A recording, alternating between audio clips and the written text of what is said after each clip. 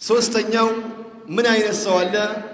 ገንዘቤ ሊቀንስ አልፈልግም፣ ነገር ግን ትንሽ ትንሽ ጨመር እንዲል ለምፈልገው የሚል አለ።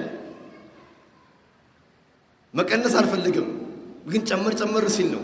ሲጨምር ደግሞ በኃይል መጨመር ደግሞ አልፈልግም፣ ምክንያቱም ለቁጥጥር አያመቸኝም፣ አይንና ስም አለ ይላል አንካሳ ምክንያት።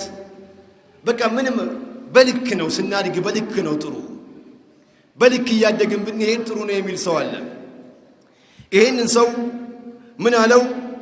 ወማ ትንፊቁ ሚን ሸይእን ይወፈ ኢለይኩም ወአንቱም ላ ትዝለሙን። አንድም ነገር የምትሰጡትን ነገር ነበርበር እናረግላችኋለን አለ አላህ።